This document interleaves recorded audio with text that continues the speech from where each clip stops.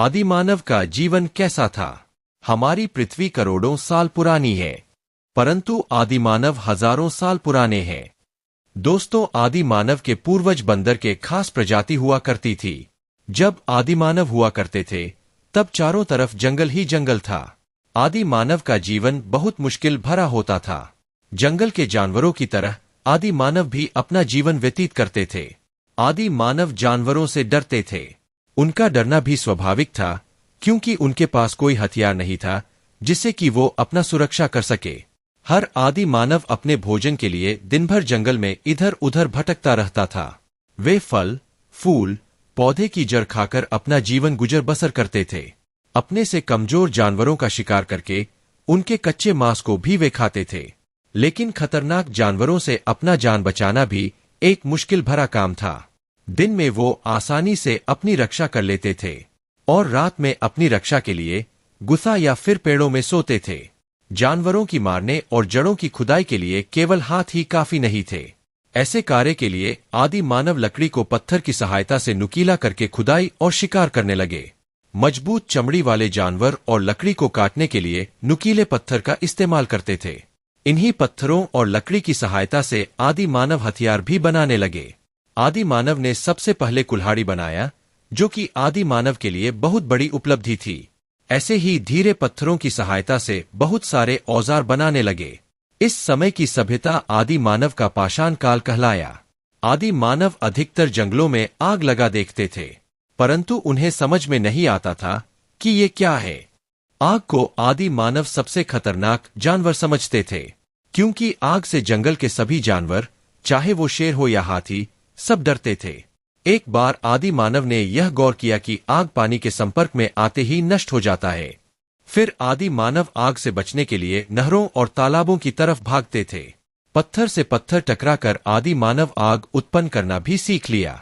आग आदि मानव के लिए बड़ी खोज थी, क्योंकि आग से रात के अंधेरे में उजाला मिलता था। आग से जानवरों को डरा सकते थे, मांस को भून कर खाने लगे, ठंड में आग से शरीर को गर्म करते थे इत्यादि। आदि मानव पशुओं की तरह नंगे रहता था। समय के साथ आदि मानव अपने शरीर को पत्तियों से ढकने लगा। आगे चलकर आदि मानव ने जानवरों की खाल से भी अपने शरीर को ढकने लगा। जानवर के हड्डियों और दांत से आदि मानव हथियार भी बनाते, साथ ही साथ इनका आभूषण भी बनाकर पहनते थे। आदि मानव का जीवन कैसा था? आदि मानव का जीवन बहुत ही साधारण और प्राकृतिक था। वे शिकार और भोजन संग्रहण पर निर्भर थे। उनके जीवन का अधिकांश समय भोजन की तलाश और शिकार में बीतता था। वे गुफाओं में रहते थे और प्रकृति से सीधे जुड़े रहते थे। उनके पास आग जलाने की क्षमता विकसित हो चुकी थी, जिसका उपयोग वे गर्मी, रोशनी और भोजन पकाने के लिए करते थे। आदि मानव के पास लिखने की क्षमता नहीं थी, लेकिन वे गुफाओं की दीवारों पर चित्र बनाकर अपनी भावनाओं और घटनाओं को व्यक्त करते थे। उनके पास औजारों की सीमित संख्या थी, जो पत्थर, हड्डियों और लकड़ी से बनाए जाते थे। समाज के रूप में उनका जीवन सामूहिक और सहयोगात्मक था, जहां समूह में रहने से उन्हें शिकार में और बाहरी खतरों से बचने में मदद मिलती थी। उनके जीवन में कोई स्थायी निवास नहीं था। वे अक्सर मौसम और भोजन की उपलब्धता के अनुसार एक स्थान से दूसरे स्थान पर जाते थे। जीवन कठिन था, लेकिन उन्होंने धीरे धीरे खेती, पशुपालन और स्थायी निवास का विकास किया, जो मानव सभ्यता के विकास का। सामाजिक संरचना और संस्कृति। आदि मानव की सामाजिक संरचना सरल और सामूहिक थी। वे छोटे समूहों या कबीले में रहते थे, जो परिवारों का एक समूह होता था। इन समूहों में आपसी सहयोग और साझेदारी महत्वपूर्ण थी, क्योंकि यह उनके अस्तित्व के लिए आवश्यक था। शिकार और भोजन संग्रहण के दौरान समूह के सभी सदस्यों का योगदान महत्वपूर्ण होता था। वे आपस में भोजन साझा करते थे और एक दूसरे की देखभाल करते थे। सामाजिक संरचना के अलावा आदि मानव की अपनी संस्कृति और परंपराएं भी थीं। वे अपने जीवन के महत्वपूर्ण अवसरों को मनाने के लिए विभिन्न प्रकार के अनुष्ठान और त्योहार मनाते थे।